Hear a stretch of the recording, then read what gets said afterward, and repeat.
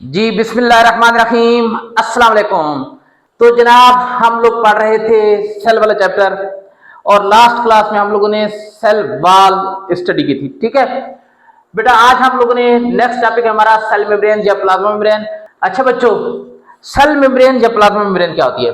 बेटा ये thin elastic और लिविंग क्या होती है, एक एनवेलप्स होता है, एक ग्लास होता है जो सेल की बाउंड्री का काम कर रहा होता है। क्या मतलब? पूरे सेल के इर्द गिर्द होता है। यानी प्लांट सेल हो गए या बैक्टीरिया हो गया या फंजाई हो गई या प्रोटिस्ट हो गए, उनमें भी होता है, लेकिन सेल वाल के उनमें अंदर की जानिब होता है। और बाकी सब सेल में जिनमें सेल वाल नहीं होती, उनके सबसे बाहर कौन सी चीज होती है? सेल मेम्ब्रेन होती है। It is a thin and elastic envelope. It is a thin, thin समझते हो ना, एंड इलास्टिक क्या मतलब? लचकदार, इलास्टिक इनवेलप। इनवेलप समझते हो ना, जो कवर होता है। ठीक है, लिफाफा कहते हैं, लेकिन इनवेलप क्या किसको कहते हैं? कवर, जो हर तरफ से कवर कर रखते हैं। That form the boundary of living cell. ठीक है, और ये बेटा खुद, ये खुद क्या है? ये खुद भी लिविंग पार्ट है। बेटा जो सेल वॉल थी ना, वो सेल का लिविंग पार्ट नहीं होता, लेकिन सेल मेम्ब्रेन क्या होता है? लिविंग पार्ट होता है। सेल वॉल के अलावा ऑलमोस्ट बाकी जितने भी पार्ट है ना सेल के, वो लिविंग होते हैं। तो living part of the cell,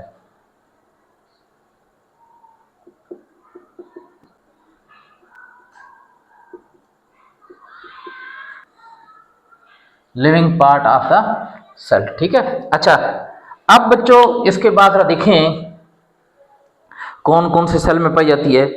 तो हम लिखेंगे present, present in all types of cells, चाहे वो सेल प्रोकैरियोटिक हैं चाहे वो यूकैरियोटिक हैं। प्रोकैरियोटिक और कौन से?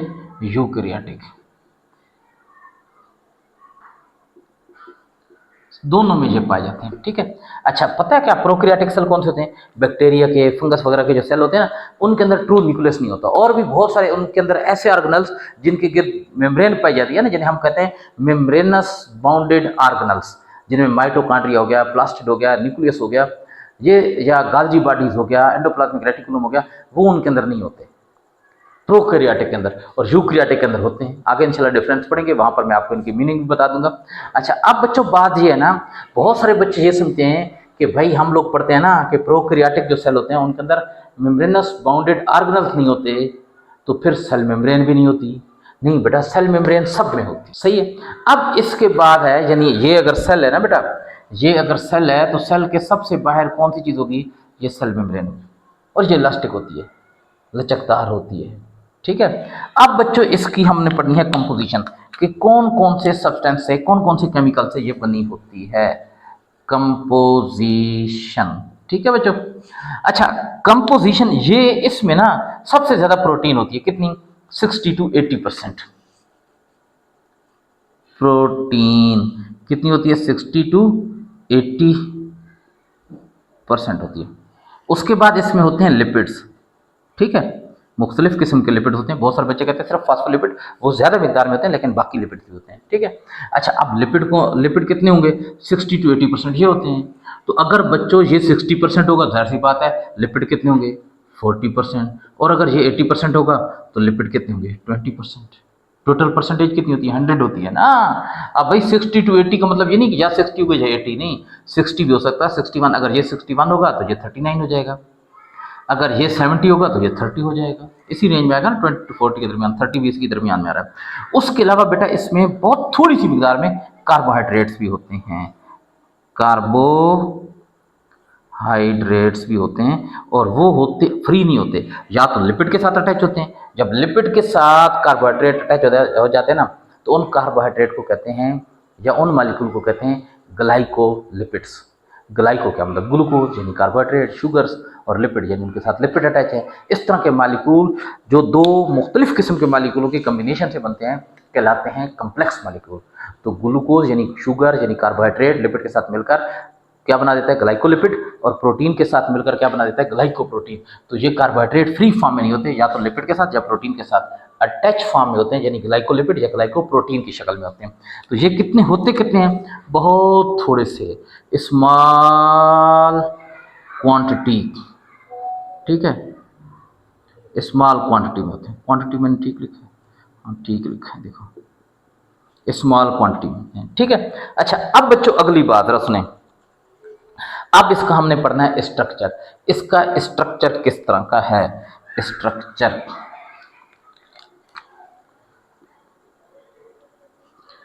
स्ट्रक्चर और कंपोजिशन में क्या फर्क होता है। कंपोजिशन तो ये है ना, कौन कौन से केमिकल, कौन कौन से कंपाउंड, कौन कौन से मॉलिक्यूल से बनी हुई है कोई चीज़, और स्ट्रक्चर का मतलब यह है कि वो मॉलिक्यूल जिनसे ये बनी हुई है वो कहाँ कहाँ, उनकी अरेंजमेंट क्या है, वो कैसे कैसे तरतीब उनकी क्या है, ठीक है जी।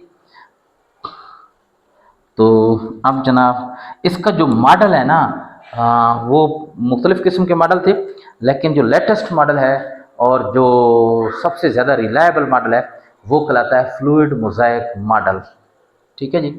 कौन सा, फ्लूइड मोज़ाइक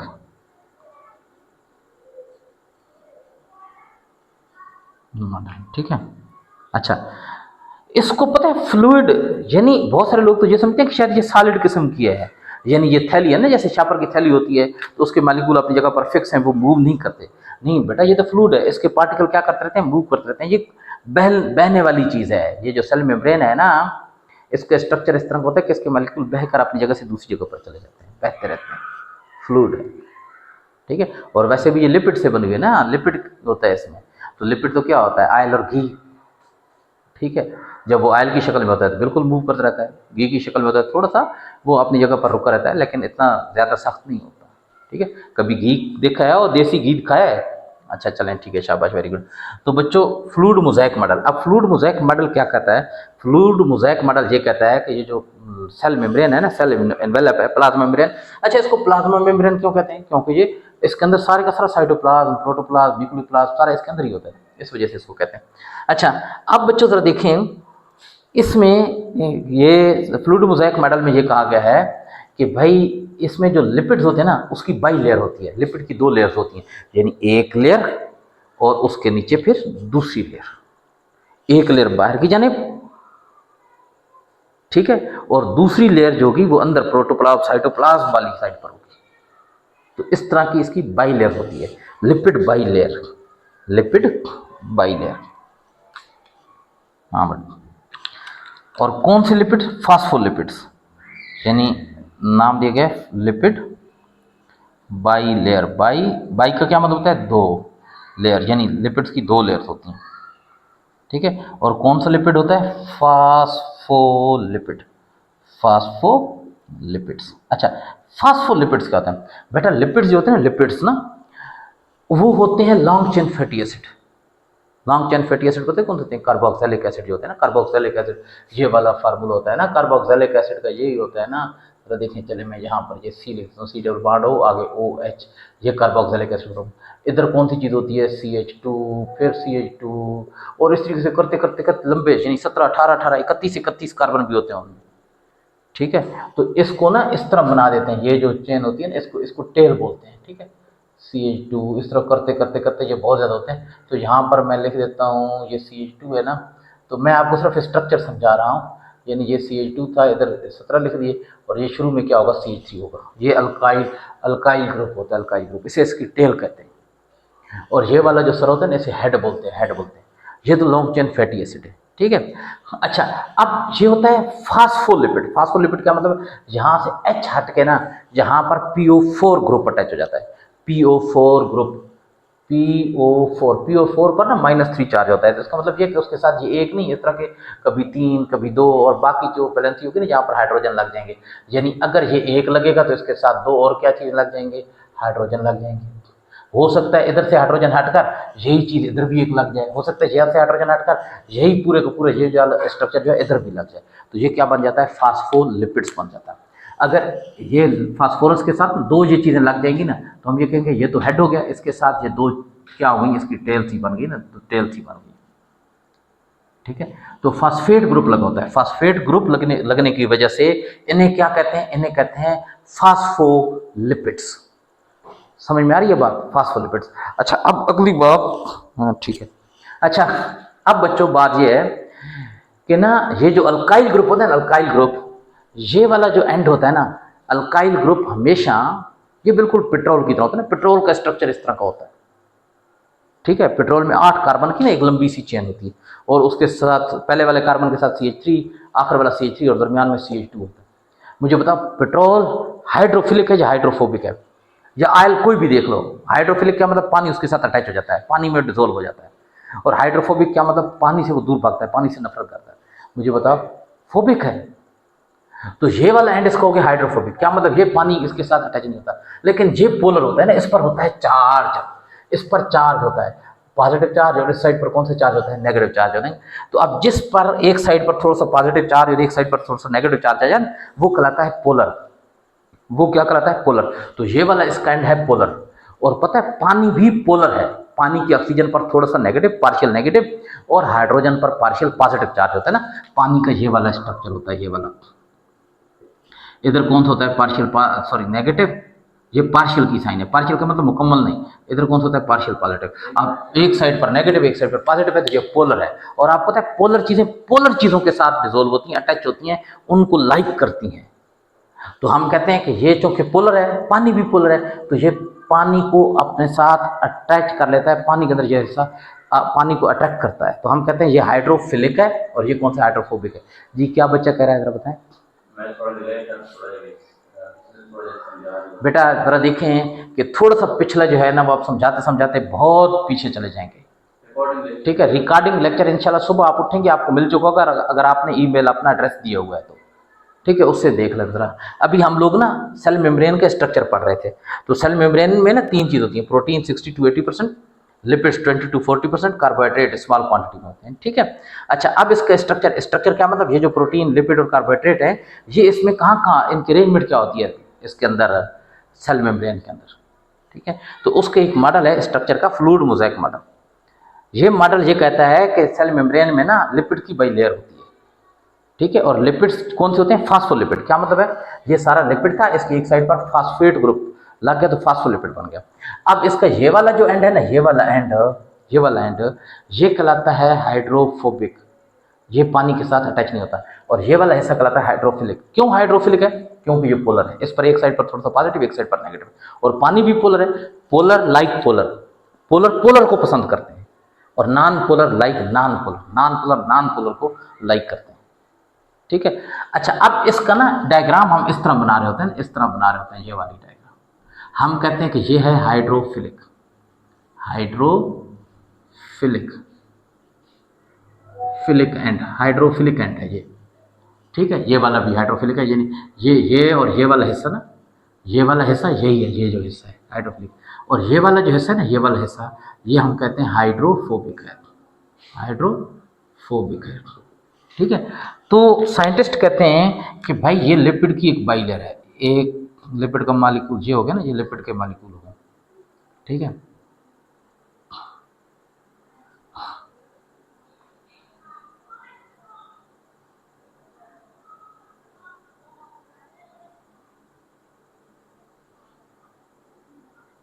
इस तरीके से ये लिपिड।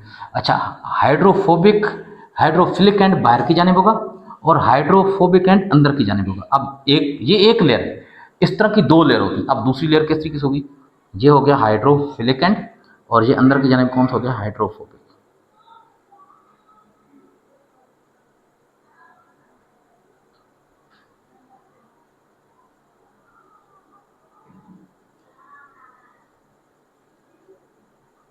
ये हाइड्रोफोबिक एंड है, यानी ये इस तरीके से अरेंज होते हैं कि जो हाइड्रो कौन से हो गए, ये वाले कौन से हो गए, हाइड्रो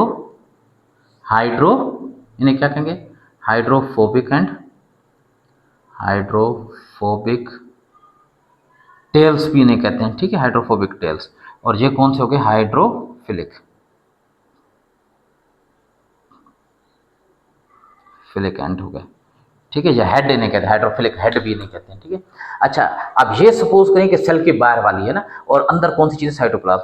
ये बेटा इस तरीके से है ना, ये समझ लो कि इस तरीके से पूरी घूम कर इधर आ जाएगी, और अंदर बीच में सारा क्या होगा, साइटोप्लाज्म होगा।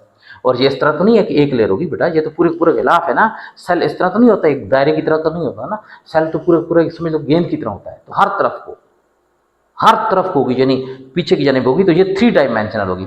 अच्छा, ये जो लिपिड बाई लेयर है ना, इसकी थिकनेस आपकी बुक में लिखी हुई है, इसकी ये जो थिकनेस है ना, इसकी ये जो मोटाई है, ये लिखी हुई है 7 नैनोमीटर, 7 नैनोमीटर लिखी हुई है। और बच्चों अब अगर ये देखें ना, तो ये इस तरह ही एक लाइन होगी, इसके पीछे और भी होंगे, यानी इसके आगे होंगे, उससे आगे होंगे, उससे आगे होंगे, तो ये इस तरीके से 3 डायमेंशनल स्ट्रक्चर बन जाएगा। ये इधर देखें,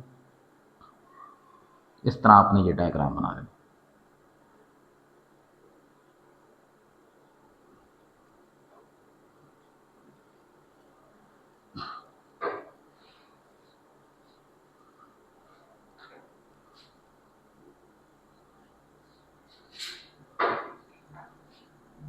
ये सारे हेड हैं जो ऊपर की जानिब से आपको नजर आ रहे हैं।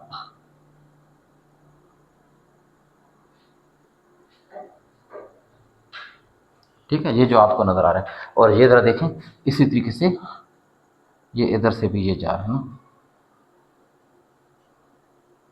और आप जरा देखें ये 3D इसकी डायग्राम बन गई है, ये 3D डायग्राम बन गई है इसकी, ठीक है। अच्छा, अब बच्चों जरा देखें, ये ऊपर वाली सरफेस है, इसी तरीके से नीचे भी इस तरीके से सरफेस होगी, समझ में आ रही है, ये इस तरीके से चौड़ी होगी ऊपर से ना, और जहाँ मालिक्यूल होंगे, आगे मालिक्यूल, आगे मालिक्यूल, आगे मालिक्यूल, और नीचे इनकी जानिब कौन सी चीज़ होंगी, इनके टेल होंगे हाइड्रोफोबिक, और फिर नीचे एक लेयर होगी, उसके टेल ऊपर की जानिब होंगे, इस तरीके से। अच्छा, तो बच्चों इसको जब इलेक्ट्रॉन माइक्रोस्कोप के नीचे देखा जाता है ना, इसको देखने के लिए ना, इसको स्टडी करने के लिए इलेक्ट्रॉन माइक्रोस्कोप इस्तेमाल करते हैं, तो ये ऐसे लगती है जैसे ना, ये क्या है, लिपिड की बनी है ना, लिपिड क्या है, ऑयल, वो कुकिंग ऑयल भी लिपिड है ना, बिल्कुल उसी तरह का होता है।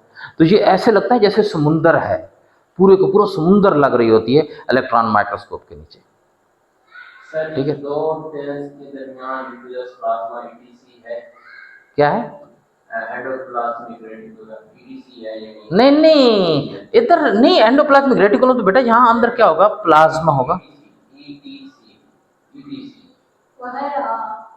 एटीसी वगैरह कोई चीज़ है, हाँ होती है ना, वो आपको अभी समझाते हैं ना, ठीक है ना जी। ये तो फास्फोलिपिड्स हैं, अब उसके अलावा और भी लिपिड्स होते हैं, ठीक है। जैसे ज़रा देखें, कोलेस्ट्रोल होता है, कोलेस्टेरोल नाम सुना है ना, हम लोग कहते हैं भाई कोलेस्ट्रोल जम जाता है रगों में, सॉलिडिफाई हो जाता है, हार्ट अटैक काम करने का सबब बनता है, तो वो भी लिपिड है। तो उसके भी बीच में मालिक्यूल होते हैं इस तरीके से ना, कहीं कहीं जगहों पर ये कोलेस्ट्रोल के मालिक्यूल किसी न किसी जगह पर यहाँ पर होते हैं, और ये इसकी कोलेस्ट्रोल ही जो है ना, मोस्टली इसको रिजिड कर रहा होता है, इसको सख्त कर रहा होता है, ताकि ये बहती ना रहे, ख़त्म ना हो जाए, कभी मालिक्यूल किस साइड पर या कहीं इधर उधर ना चले जाए।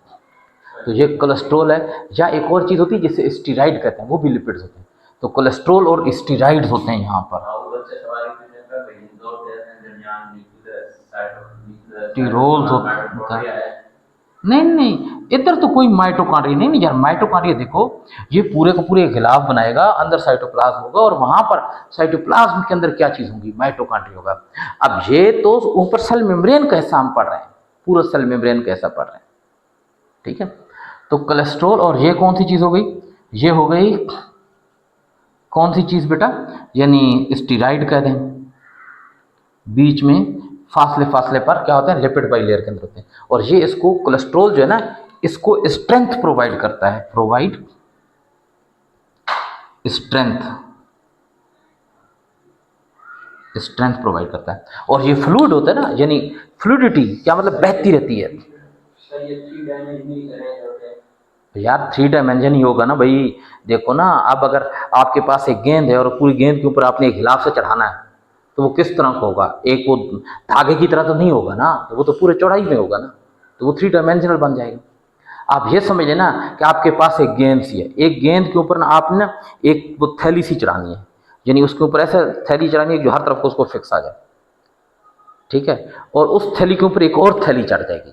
तो जो उस थैली के ऊपर जो बाहर वाली थैली होगी, समझ लो कि वो ये लिपिड की पहली लेयर हो गई, और जो अंदर की जानिब थैली होगी, जो अंदर गेंद के साथ अटैच हो रही होगी, वो ये वाली लेयर होगी। ये तो उसका पूरी उस मेम्ब्रेन का एक छोटा सा टुकड़ा जो है ना, वो साइंटिस्ट ने आपको दिखाया कि ये इसका स्ट्रक्चर होता है।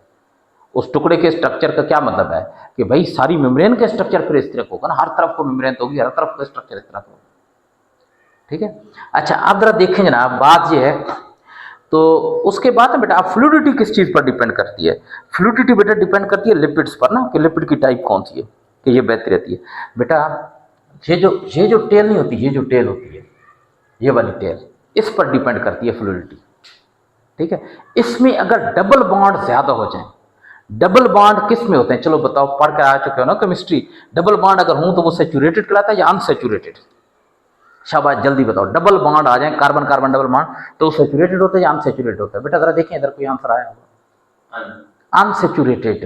तो बेटा अगर इसमें स्टील के अंदर डबल बॉन्ड ज्यादा हो जाए ना, तो हम लोग कहते हैं अनसैचुरेटेड हो गया है फैटी एसिड। अगर अनसैचुरेटेड ये लिपिड है ना, अनसैचुरेटेड फैटी एसिड है इसके अंदर, फास्फोलिपिड्स के अंदर अनसैचुरेटेड फैटी एसिड, तो वो बेटा ऑयल की शक्ल का होता है, जैसे कुकिंग ऑयल नहीं, ऑयल की शक्ल का होता है। और अगर सैचुरेटेड हो, यानी सिंगल बॉन्ड ज्यादा हो जाए, डबल बॉन्ड खत्म हो जाए, तो फिर वो घी बन जाता है। घी क्या होता है? सॉलिड होता है, फ्लूइडिटी कम हो जाती है।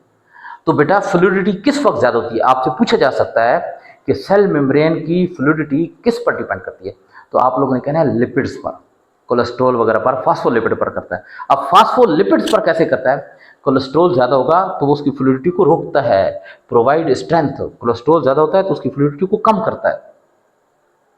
ठीक है, कोलेस्ट्रॉल तो सॉलिडिफाई हो जाता है ना, सॉलिडिफाई चीज हो जाए तो फिर वो फ्लूइड यानी उसके मॉलिक्यूल मूव तो नहीं करते।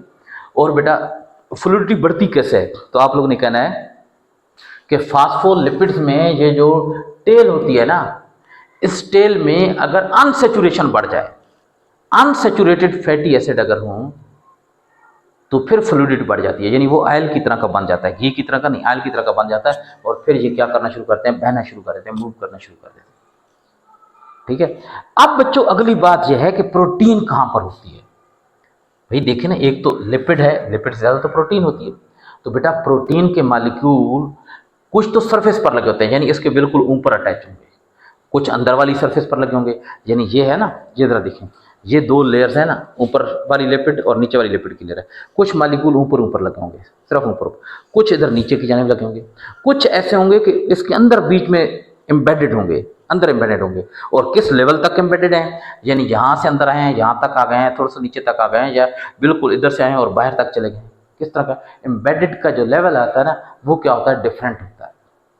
तो क्या होते हैं जरा देखें, प्रोटीन के जो मॉलिक्यूल्स होते हैं, फ्लूइडिटी डिपेंड्स अपॉन, जरा देखें, मैं यहाँ पर ये लिख देता हूँ, इधर ये वाली जगह नजर आ रही है, फ्लूइडिटी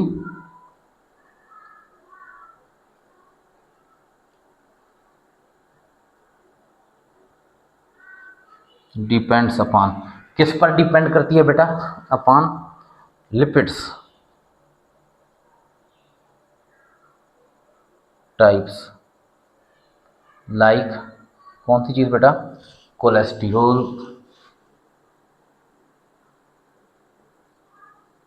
और क्या लिखेंगे? इफ अनसैचुरेटेड, क्या करें? Certainly depends on the cholesterol because it rises. हाँ, स्ट्रेंथ पर डिपेंड करती है ना, क्यों? यानी कोलेस्ट्रॉल ज़्यादा हो जाए ना, तो वो स्ट्रांग हो जाती है, वो सॉलिडिफाई होना शुरू हो जाता है, तो वो फिर ज़्यादा मूव नहीं करता, फ्लूइडिटी कम हो जाती है। लेकिन अगर ये जो फास्फोलिपिड्स है, इसकी ये जो लॉन्ग चेन है ना, फैटी एसिड की लॉन्ग चेन जो है, इसमें अगर अनसेचुरेशन बढ़ जाए, ठीक है, तो फिर क्या होता है कि फ्लूइडिटी बढ़ जाती है।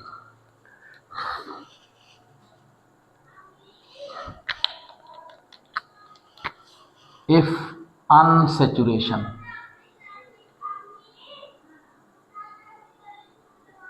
Cholesterol is different.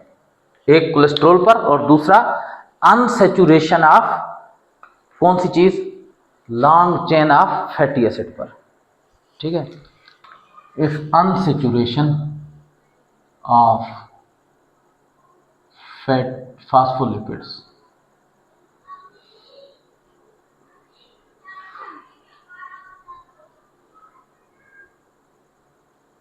इंक्रीजेस, तो फिर क्या होता है, फ्लूइडिटी इंक्रीजेस, फ्लूइडिटी इंक्रीज कर जाती है, ठीक है। अच्छा, अब बच्चों इसके बाद है प्रोटीन। प्रोटीन कहाँ पर होती है? सर ये सैचुरेटेड या अनसैचुरेटेड चीज लिपिड होगी। हाँ, lipid, lipid, phospholipids, phospholipid, phospholipid में जो लॉन्ग चेन है ना, अल्काइल ग्रुप पढ़ा था ना, हर ऑर्गेनिक कंपाउंड में दो कंपाउंड पार्ट्स होते हैं, एक अल्काइल ग्रुप और दूसरा फंक्शनल। तो अल्काइल ग्रुप में क्या होगी, अनसैचुरेशन होगी, ठीक है। अच्छा, अब प्रोटीन कहाँ होगी? प्रोटीन मॉलिक्यूल्स, अच्छा, either attach at the surface, either embedded inside the two layers, ठीक है। Protein molecules, protein molecules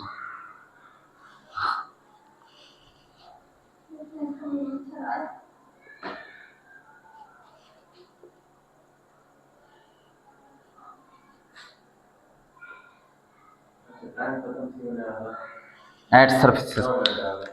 9 minute ना? अच्छा बच्चों, 9 मिनट रहते हैं, लेकिन ये आज का टॉपिक हम खत्म करेंगे। समझ में आ रही है बात? मीटिंग खत्म हो गई तो हिलना नहीं है, ठीक है। दोबारा फौरन आपको लिंक आ जाएगा अगली मीटिंग का। तो ये कहाँ होंगे? इधर ऊपर, यहाँ यहाँ इन जगहों पर अटैच होंगे, हाँ, या यहाँ पर अटैच होंगे। क्या नीचे की जानिब ये प्रोटीन के मॉलिक्यूल अटैच होंगे। ये क्या है? प्रोटीन्स, ये प्रोटीन है, ठीक है। आर एम्बेडेड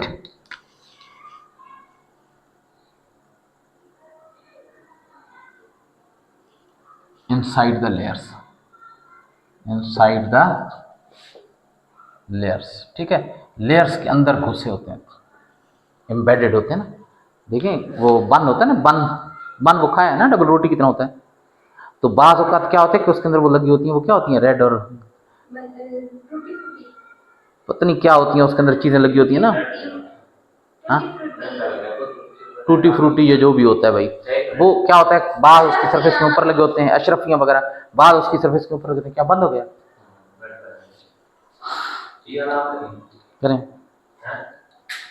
करें करें, तो ऑन कर दो ना उसे।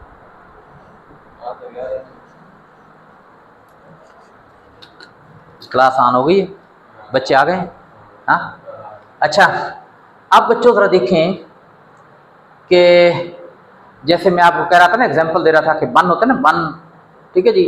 तो उसके ऊपर वो क्या लग जाती हैं, अशरफियाँ, टूटी फ्रूटी या अशरफियाँ जो भी होती हैं। तो बेटा कुछ उसकी सरफेस के ऊपर लगी होती हैं, कुछ नीचे वाली सरफेस पर लगी होती हैं, और कुछ उसके बीच में भी, दरमियान दरमियान में भी लगी होती हैं। तो जो दरमियान वाली होती है ना, वो हम कहते हैं एम्बेडेड, और जो ऊपर और नीचे हैं वो क्या हैं भाई, सरफेस पर अटैच हैं, ठीक है। अब प्रोटीन जो है ना मुख्तलिफ काम कर रही होती है। अच्छा, इलेक्ट्रॉन माइक्रोस्कोप के नीचे जब देखते हैं ना इस किसको, प्लाज्मा मेम्ब्रेन को, तो लिपिड बाई लेयर ऐसे लगती है ना, ये चूंकि आयल की तरह का लग रही होती है ना, ऐसे लगता है जैसे समुंदर है। लेकिन ये समुद्र ठाठा नहीं मार रहा होता, ऐसा नहीं कि इसमें आप कहेंगे जी वेव, वो लहरें पैदा हो रही हैं जैसे समुद्र में पैदा होती हैं, मौजें पैदा होती हैं, वैसा नहीं होता। ये पुरसकून से समुद्र सा नज़र आता है, माइक्रोस्कोप के नीचे नज़र आता है। और प्रोटीन के मालिक्यूल पता है उसके अंदर ऐसे फ्लोट कर रहे होते हैं, ऐसे तैर रहे होते हैं, मूव कर रहे होते हैं। प्रोटीन के मालिक्यूल एक जगह पर नहीं होते, मूव कर रहे होते हैं, ऐसे फ्लोट कर रहे होते हैं जैसे समुद्र के अंदर ना आइसबर्ग्स, आइसबर्ग समझते हो, बड़े बड़े बर्फ़ के तोदे होते हैं, बहुत बड़े बड़े बर्फ़ के तोदे होते हैं बीच में। समुंदर के अंदर क्या होते हैं, वो तैर रहे होते हैं, कुछ सरफेस के ऊपर होते हैं, कुछ नीचे होते हैं, दरमियान में वो भी नज़र आ रहे होते हैं, पानी जहाँ पर साफ़ होता है वहाँ पर। तो ये लुक लाइक्स प्रोटीन मालिक्यूल्स,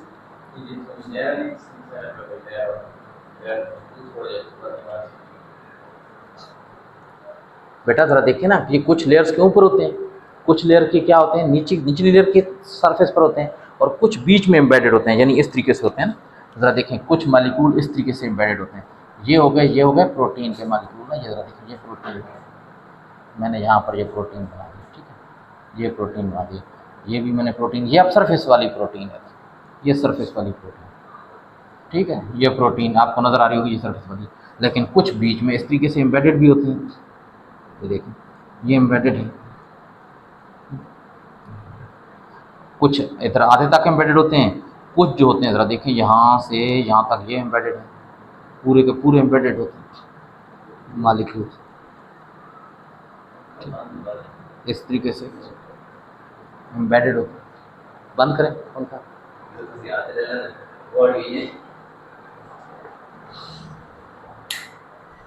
अच्छा, आप ज़रा देखें जनाब, ये प्रोटीन के मालिक्यूल हो गए। तो प्रोटीन के मालिक्यूल मैंने कहा है कि होते कहाँ पर हैं, या तो सरफेस के ऊपर, और ये रुके नहीं होते, ऐसे मूव कर रहे होते हैं, या सरफेस के नीचे, वो भी वहाँ से मूव कर रहे होते हैं, या सरफेस के अंदर एम्बेडेड होते हैं। और बेटा अगर माइक्रोस्कोप के नीचे, इलेक्ट्रॉन माइक्रोस्कोप के नीचे, ये पता है कैसे नजर आते हैं, लुक लाइक, नजर कैसे आते हैं, ठीक है, लाइक आइसबर्ग, बर्फ के जो बड़े बड़े तोदे होते हैं, आइसबर्ग, आइस के बड़े बड़े जो तोदे होते हैं, ठीक है, फ्लोटिंग इन द सी, समुद्र के अंदर वो क्या कर रहे हैं, फ्लोट कर रहे हैं, तैर रहे हैं, कुछ बीच में थोड़ा बहुत नीचे डूबी हुई हैं, कुछ उनके ऐसा बाहर की जगह मूव करते हैं जी, सरफेस के प्रोटीन हाँ हाँ मूव करते हैं, यही तो कह रहा हूँ यार, मूव करते हैं, तभी सरफेस के मालिक्यूल। और एम्बेडेड जो है ना वो मूव तकरीबन नहीं करते, लेकिन फिर भी चूंकि ये फ्लूइड की तरह होती है ना, तो मूव करते रहते हैं हल्के ज़्यादा थोड़ा बहुत, ठीक है जी। तो क्या लिखेंगे, लुक लाइक्स, यहाँ मैं ब्लू मार्कर से लिख दूँ, लुक लाइक आइसबर्ग्स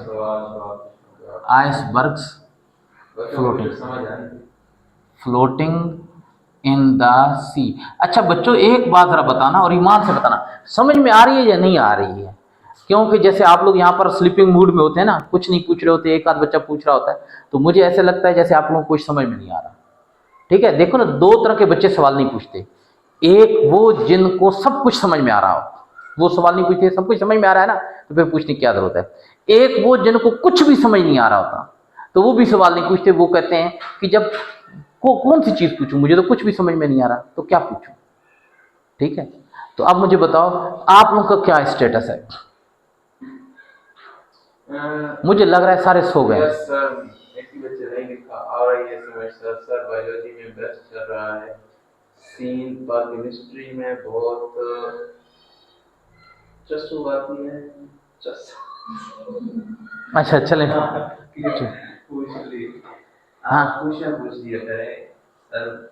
नहीं, आप कह रहे हो केमिस्ट्री में चस आती है तो उसकी वजह बताओ, और बायो में चस नहीं आ रही तो उसकी वजह बताओ, फिर वो बायो में भी वही काम करते हैं। शाबाश जल्दी बताओ। हाँ भाई शाबाश जल्दी बताओ। अच्छा मैं आपको एक बात बताता हूँ बच्चों, बात यह है कि मैंने वो शुरू की क्लासों में ना मेरी एक आदत है हंसी मजाक करने की ना, तो मैंने फिजिक्स में हंसी मजाक की, बायो केमिस्ट्री में भी हंसी मजाक की ना, तो यहाँ पर कुछ बच्चे जो है ना, वो जो मेरे पास यहाँ लाइव क्लासेस ले रहे हैं, एक दो हैं मेरे अपने ही हैं, तो उन्होंने मुझे डांटा है कि जी आप मजाक ज़्यादा करते हैं, आप मजाक न किया करें, बच्चे को अच्छा नहीं लगता, तो फिर मैं इस वजह से थोड़ा सीरियस हो गया हूँ। ठीक है, आ रही है बात समझ में। अब आप मुझे बताएं आप क्या चाहते हैं। हाँ दोनों अच्छे हैं, दो अच्छे हैं। अच्छा चलें जी, आप ज़रा देखें अगली बात बच्चों, ज़रा देखें प्रोटीन जो है ना मुख्तलिफ काम कर रही होती है। ठीक है, चलें वो काम प्रोटीन के आगे देखते हैं क्या काम करती है। अच्छा अब अगली बात जो हम लोगों ने अगली जो चीज़ पढ़नी है ना, वो ये है कि ये कार्बोहाइड्रेट कहाँ पर होते हैं। ये कार्बोहाइड्रेट, तो बेटा कार्बोहाइड्रेट ना प्रोटीन के साथ अटैच होते हैं, प्रोटीन के साथ, यहाँ पर ये प्रोटीन है, ये प्रोटीन है ना, प्रोटीन के साथ यहाँ पर अटैच होते हैं, और ये ना ये प्रोटीन के साथ ये कार्बोहाइड्रेट का मॉलिक्यूल है। दूसरी बात है कल ताकि पता लग जाए कि बच्चे जागते हैं। ठीक है जी, तो यार अब जागाना भी मेरा काम है तुम लोगों को, क्या बात है यार, चलो शाबाश, ठीक है ठीक है। अच्छा आइंदा मैं तुम लोग को चाय पिलाया करूंगा, ठीक है। अच्छा आप तो पहले केमिस्ट्री के नोट्स ज्यादा अच्छे बनाते थे, बायोलॉजी। चलो ठीक है, देख लेते हैं इंशाल्लाह, सब चीज़ों में मज़ा आना शुरू हो जाएगा। ठीक है, अच्छा ये क्या है, अब प्रोटीन के साथ कार्बोहाइड्रेट है ना, तो इसे हम कहते हैं ग्लाइकोप्रोटीन। ठीक है, ग्लाइकोप्रोटीन है, सरफेस के साथ अटैच होते हैं। इसी तरीके से अब यहाँ पर सपोज करें कि लिपिड है, ये लिपिड का मॉलिक्यूल है, और इसके साथ यहाँ पर ये कार्बोहाइड्रेट अटैच है, तो इसे हम लोग क्या कहेंगे, ग्लाइकोलिपिड, ग्लाइकोलिपिड। और ये जो है ना सिर्फ बाहर वाली जो सरफेस होती है ना उस पर होते हैं, अंदर वाली सरफेस पर नहीं होती। अंदर वाली सरफेस पर यहाँ पर साइटोस्केलेटन होते हैं, ये ट्यूब्स ही होती हैं, साइटोस्केलेटन होते हैं। ये अंदर ना सेलुलोज होता है, तो ये साइटोस्केलेटन होते हैं, ये अंदर की जानिब। ठीक है, तो ये सारे अंदर की जानिब कौन सी चीज़ होती है? साइटोस्केलेटन होता है, अंदर की जानिब साइटोस्केलेटन होता है। ठीक है जी। अच्छा बच्चों, अब हम लोग ने पढ़ना है कि ये जो प्लाज्मा मेम्ब्रेन में ये जो प्रोटीन होती है ना, इसका फंक्शन क्या है?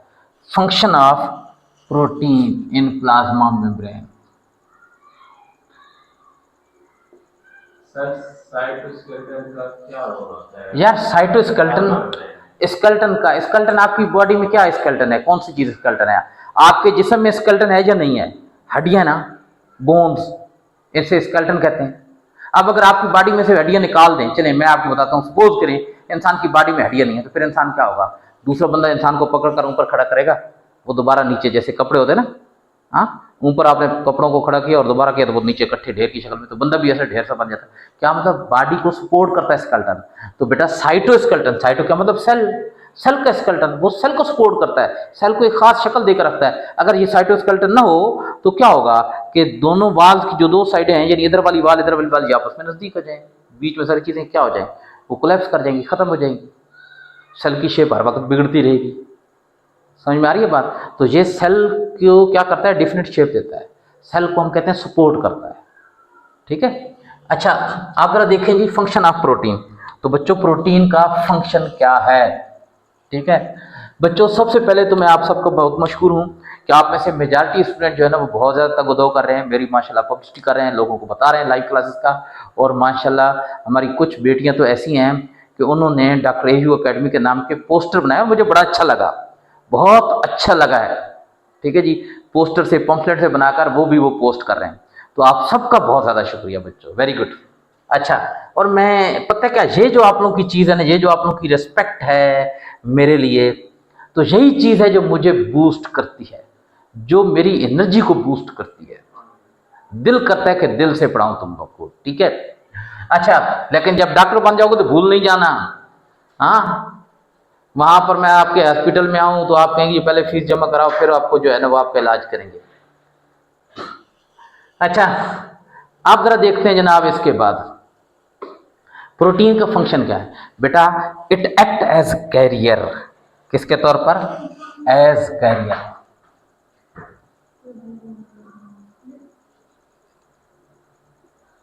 Act as carrier. कैरियर क्या मतलब है? जरा देखिए, कैरियर होता है ना, कभी नाम सुना है? साइकिल का कैरियर होता है, साइकिल के पीछे लगा होता है, वो चीज़ों को कैरी करता है, अपने साथ लेकर जाता है। तो बेटा कुछ प्रोटीन ऐसी होती है ना, वो मॉलिक्यूल्स को कैरी करके ट्रांसपोर्ट करवाते हैं, यानी बाहर से अंदर लेकर जाते हैं या अंदर से बाहर लेकर जाते हैं।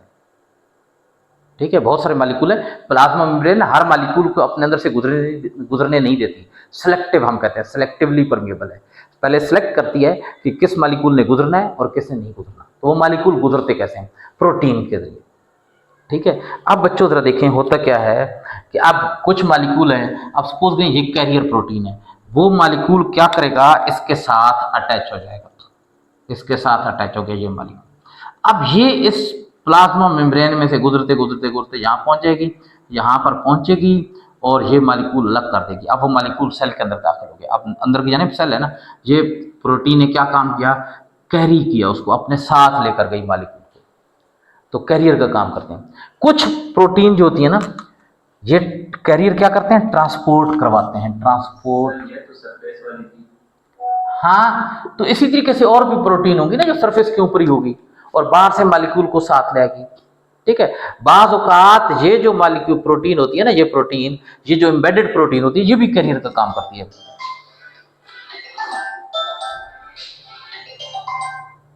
ये भी कैरियर का काम करती है। कैसे? यहां से मॉलिक्यूल को अपने साथ अटैच करवाया, ठीक है जी।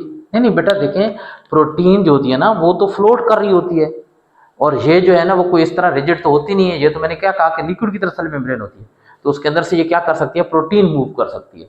तो अगर देखें ये प्रोटीन क्या करेगी? इसको रास्ता देती जाएगी, इसको अपने साथ मूव करवाती जाएगी। तो ये कहलाती है कैरियर प्रोटीन। एक और प्रोटीन होती है वो भी ट्रांसपोर्ट का काम करवाती है, वो कहलाती है चैनल प्रोटीन। चैनल क्या मतलब? रास्ता। तो उसमें ना जहां पर ये रास्ता सा बना होता है, एक रास्ता सा बना होता है, ये प्रोटीन, ये मालिक्यूल ऐसा है कि लिपिड में से नहीं गुजर सकता, आयल के अंदर ये डिजोल्व नहीं हो सकता, आयल के अंदर से नहीं गुजर सकता, यानी लिपिड के अंदर से नहीं गुजर सकता। फिर प्रोटीन इसको अंदर लेकर जाएगी या अंदर से बाहर लेकर जाएगी। तो बेटा ये प्रोटीन है, इसके अंदर चैनल बना होता है। चैनल क्या मतलब? एक रास्ता बना होता है, और ये इस मालिक्यूल को क्या करती है? इधर से गुजरने देती है चैनल से। तो ये दूसरा जो काम है प्रोटीन का, ये भी कैरियर प्रोटीन है, यानी कैरियर नहीं, सॉरी, ट्रांसपोर्ट वाली प्रोटीन है, ट्रांसपोर्ट करती है मटेरियल को। लेकिन इसे क्या कहते हैं? इसे कहते हैं चैनल प्रोटीन। चैनल प्रोटीन, ठीक है। उसके अलावा बेटा बहुत सारी ऐसी प्रोटीन होती है इस पर, इसमें जो एंजाइम का काम करती है। एंजाइम का काम करती है। क्या मतलब एंजाइम का काम करती है? एंजाइम का काम ये करती है कि बहुत सारे पार्टिकल को क्या करती है? वहां पर रिएक्ट करवा देती है, बाज़ औक़ात उनको तोड़ देती है। बहुत सारे मॉलिक्यूल आते हैं, उनको क्या करती है? वहां पर रिएक्शन करवा देती है, ठीक है। इसकी सरफेस पर भी क्या हो रहे होते हैं? रिएक्शन हो रहे होते हैं। तो वहां पर आपको पता है लिविंग ऑर्गेनिज्म या सेल में जितने भी रिएक्शन होते हैं उनको एक कैटलिस्ट की जरूरत होती है, और वो कैटलिस्ट कौन सा होता है? एंजाइम। तो बेटा सेल मेम्ब्रेन की सरफेस पर जो रिएक्शन होते हैं उनको भी किस चीज़ की जरूरत होती है? कैटलिस्ट की। और वो कैटलिस्ट कौन सी चीज़ होती है? एंजाइम। और वो एंजाइम कहाँ से आते हैं? ये जो प्रोटीन्स होती है ना, ये प्रोटीन एंजाइम का काम करती है। क्या मतलब? रिएक्शन करवा रही होती है। उसके अलावा बेटा प्रोटीन जो और काम करती है ना, वो काम करती है रिसेप्टर का। रिसेप्टर,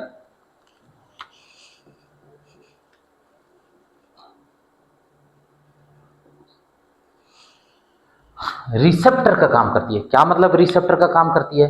बेटा बहुत सारे जो मैसेज आते हैं ना बाहर से, सर इधर ट्रांसपोर्ट में कैसे मॉलिक्यूल होते हैं? कहाँ पर? ट्रांसपोर्ट में कैसे मॉलिक्यूल होते हैं? सर इधर ट्रांसपोर्ट में कैसे मॉलिक्यूल होते हैं? भाई देखो ना बेटा, सेल के अंदर बहुत सारे ऐसे मटेरियल्स होते हैं जो बाहर होते हैं और उनको सेल के अंदर दाखिल होना होता है। जैसे ऑक्सीजन के मॉलिक्यूल हो गए, फूड के मॉलिक्यूल हो गए। बहुत सारे ऐसे होते हैं कि जो सेल के अंदर होते हैं और वो सेल को नुकसान पहुंचाते हैं, हमने बाहर निकलता है। जैसे कार्बन डाइऑक्साइड हो गई या कोई वेस्ट मटेरियल हो गया, उसने क्या करना होता है? सेल से बाहर निकलना होता है।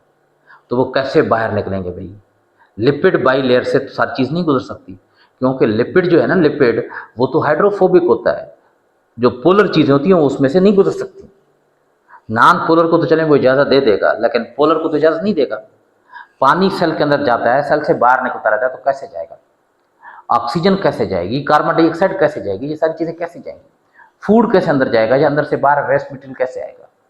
तो बेटा ये प्रोटीन है, क्या करती है? ट्रांसपोर्ट करवाती है उसे, बाहर से अंदर या अंदर से बाहर लेकर जाती है। कैसे लेकर जाती है? दो किस्म की प्रोटीन होती है, ठीक है। एम्बेडेड भी होती हैं, सरफेस पर भी पाई जाती हैं। या तो वो कैरियर होती हैं, क्या मतलब? मॉलिक्यूल को अपने साथ अटैच करवाती हैं, और खुद वो प्लाज्मा मेम्ब्रेन से गुजरती हैं, यानी लिपिड बाई लेयर से गुजरती हैं, तो साथ साथ अपने साथ उस चीज़ को भी साथ लेकर चली जाती हैं, अंदर से बाहर या बाहर से अंदर। तो ये प्रोटीन क्या होगी? Carrier protein. और दूसरी जो होती है वो कहलाती है चैनल प्रोटीन। क्या मतलब? प्रोटीन का मॉलिक्यूल होता है, एम्बेडेड होता है, और उसके अंदर रास्ता बना होता है, तो वो मॉलिक्यूल उसके अंदर उस रास्ते से गुजर कर जाता है, ठीक है। तो वो प्रोटीन क्या कहलाती है? चैनल। तो अब बाहर से मॉलिक्यूल सेल में चला गया, या सेल के अंदर से कहाँ चला गया? बाहर चला गया। अच्छा, अब अगली बात जरा सुनिए प्लीज। अगली जो बात है वो ये है कि कुछ प्रोटीन एंजाइम का काम करती है। क्या मतलब? सेल मेम्ब्रेन पर जितने भी रिएक्शन होते हैं उन रिएक्शन को एंजाइम की जरूरत होती है, और वो एंजाइम कौन सी चीज़ होती है? प्रोटीन। अच्छा, उसके अलावा ये बेटा किस रिसेप्टर के तौर पर रिसेप्ट करती है। बहुत सारे जो बाहर से सिग्नल आते हैं ना हार्मोन की शक्ल में, हमारी बॉडी के अंदर क्या होते हैं? ग्लैंड्स है ना, वो ग्लैंड खास किस्म की सिक्रीशन प्रोड्यूस करते हैं जिन्हें हार्मोन्स कहते हैं। जैसे पिट्यूटरी ग्लैंड है, वो हार्मोन प्रोड्यूस कर रहा है, ठीक है। थायराइड ग्लैंड है, वो हार्मोन प्रोड्यूस कर रहे हैं। तो बेटा जरा देखें, वो हार्मोन कहाँ चले जाते हैं? ब्लड के अंदर चले जाते हैं। अब ब्लड पूरी बॉडी में सर्कुलेट करता है, और उन हार्मोन ने खास जगहों पर क्या करना होता है? काम करना होता है। तो बेटा वो हार्मोन तो सारे सेल पर जाते हैं, लेकिन सारे सेल के वो उनको एक्सेप्ट नहीं करते। क्या होता है? जहाँ पर स्पेसिफिक क्या लगी होती है? प्रोटीन लगी होती है। जैसे यहाँ पर ये एक स्पेसिफिक प्रोटीन लगी है, ये स्पेसिफिक प्रोटीन लगी है, और ये रिसेप्टर का काम कर रही है। क्या मतलब है? अब इसकी जो ना जरा देखें, यहाँ पर सपोज करें कि इसकी इस तरह की क्या है, एक कैविटी बनी हुई है, इस तरह की ना कैविटी बनी हुई है। अब अगर हार्मोन के मालिक्यूल का स्ट्रक्चर इस तरह का होगा कि वो इसमें फिट आ सकेगा, तो इसका मतलब वो यहाँ पर इसके लिए बना था, तो वो यहाँ पर आकर इसके अंदर फिट हो जाएगा। अब इसके अंदर फिट होगा तो ये उसको जनाब लेकर अंदर चली जाएगी, और ये हार्मोन क्या काम करता है, मैसेज पहुंचाता है। तो हम लोग कहेंगे कि इसने क्या किया, सिग्नल को पहुंचाया सेल के अंदर। तो ये कौन सी प्रोटीन काम कर रही है, ये रिसेप्टर वाली प्रोटीन काम कर रही है। रिसेप्टर यार, जो सिग्नल को रिसीव करते हैं वो क्या कहलाते हैं, रिसेप्टर। ठीक है, जो मैसेज को रिसीव करते हैं वो क्या कहलाते हैं, रिसेप्टर। अच्छा, उसके अलावा बेटा एंटीजेंस का काम करती हैं।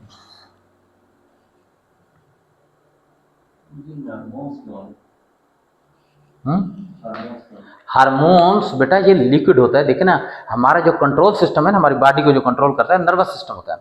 नर्वस सिस्टम में एक तो जो ब्रेन वाला सिस्टम है, जो नर्व्स के जरिए मैसेज पहुंचा रहा है बॉडी को, यानी न्यूरॉन्स हैं, लंबे लंबी तारें सी हैं, उनके जरिए मैसेज पहुंचा रहा है। और दूसरा है हार्मोनल सिस्टम। हमारी बॉडी के अंदर हार्मोन्स हैं, यानी ग्लैंड्स हैं, वो खास किस्म की सेक्रीशन प्रोड्यूस करते हैं, यानी रतूबसी पानी से प्रोड्यूस करते हैं। उस पानी को, उसके अंदर केमिकल होते हैं, उन्हें कहते हैं हार्मोन्स, और वो भी मैसेज पहुंचाते हैं। उन्हें हर सेल पर जाकर अटैच नहीं होना होता, क्योंकि हर सेल पर हर हार्मोन के रिसेप्टर लगे हुए नहीं होते। रिसेप्टर क्या मतलब, खास किस्म की प्रोटीन जो उन हार्मोन को क्या करती है, एक्सेप्ट करती है, रिसीव करती है। ठीक है जी। अच्छा, वो फिर आगे चलकर पढ़ेंगे प्रोकैरियोटिक और यूकैरियोटिक के डिफरेंस में।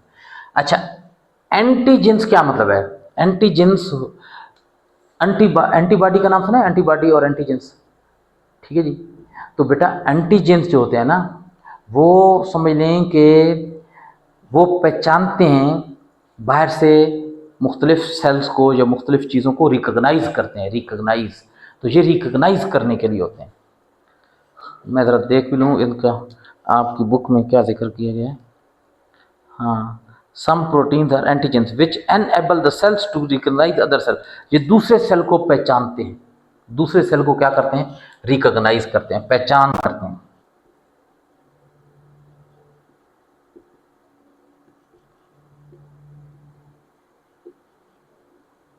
रिकग्निशन क्या मतलब है, पहचानना, दूसरे सेल को पहचानते हैं। इससे फायदा क्या होता है भाई, देखे ना, सेल ने एक दूसरे के साथ अटैच होकर टिश्यू बनानी होती है, तो वो पहचानते हैं कि ये जो सेल है मेरे जैसे सेल है, क्योंकि एक जैसे सेल क्या करते हैं, एक दूसरे के साथ मिलकर टिश्यू बनाते हैं।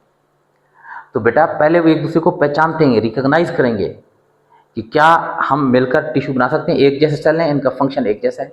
तो बेटा एक सेल है ना, तो जरा देखें, वो अपने जैसे दूसरे सेल को पहचान कर उनका क्या बना देगा, ग्रुप बना देगा, जिसे क्या कहेंगे, टिश्यू कहेंगे। और कौन सी ऐसी चीज़ होती है सेल में जो दूसरे सेल को रिकग्नाइज करती है, पहचानती है, बेटा कौन सी चीज़ होती है, एंटीजन। ये खास किस्म की प्रोटीन्स होती हैं, वो प्रोटीन जो एंटीजन का काम कर रही होती हैं, वो दूसरे सेल को रिकग्नाइज करती है, पहचानती है। ठीक है जी। अच्छा, अब बच्चों उसके बाद है कि ये जो कौन सी चीज़ है, roles of glycolipid and glycoprotein in the as cell surface marker. Role function या role of glycoprotein and glycolipids. Role of, जैसे अगर कोई वायरस हुआ तो हाँ, एंटीजन ही उसको क्या करेगी, रिकॉग्नाइज करेगी, पहचानेगी। ठीक है, कोई बैक्टीरिया आएगा तो एंटीजन ही उसको पहचानेगी कि ये हम जैसा नहीं है, इसके साथ अटैच नहीं होना। ठीक है जी, बिल्कुल। Role of glyco protein and glycolipids. ये जो ग्लाइकोलिपिड्स और ग्लाइकोप्रोटीन है, ये क्या काम करती हैं, ये बेटा एज सेल्फ मार्कर के तौर पर काम करती हैं। एज किसके तौर पर, surface, cell surface marker, cell surface marker.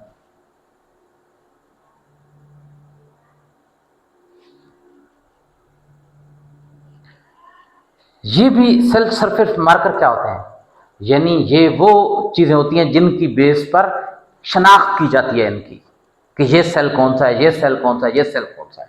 हर सेल के ऊपर ये मुख्तलिफ किस्म के लगे होते हैं, और इनकी बेस पर सेल को क्या किया जाता है, पहचाना जाता है। ठीक है, एंटीजेंस तो पहचानती है ना, अब किस बेस पर पहचानेगी, दूसरे सेल के ऊपर जो क्या लगे होंगे, ये मार्कर लगे होंगे, ये निशान लगे होंगे, किसके, ग्लाइकोलिपिड और ग्लाइकोप्रोटीन के। तो हम कहते हैं कि ये ना सेल के ना शनाख्ती कार्ड होते हैं, ग्लाइकोलिपिड्स और ग्लाइकोप्रोटीन, यानी इनको देखकर पहचाना जाता है कि ये सेल कौन सी चीज का है, ये किस तरह का सेल है। अच्छा, सर एंटीजन तो पैथोजन होते हैं। नहीं नहीं नहीं नहीं नहीं, पैथोजिन बेटा बैक्टीरिया और वायरस को बोला जाता है पैथोजन, ठीक है, एंटीजन नहीं होते वो। अच्छा, अब आगे है, दो बच्चे दूसरे में से कॉम्पिटिशन लाइक की तरफ है।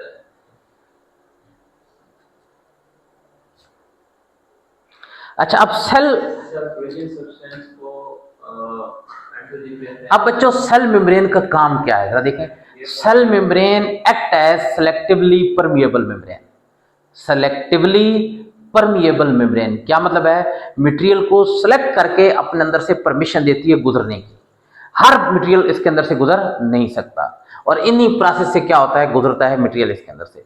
तो सेल मेम्ब्रेन का अगर फंक्शन पढ़ा जाए, यहाँ पर फंक्शन ऑफ सेल मेम्ब्रेन, जी जी वो बच्चा आपका सर ये पॉइंट समझने नहीं समझ आया।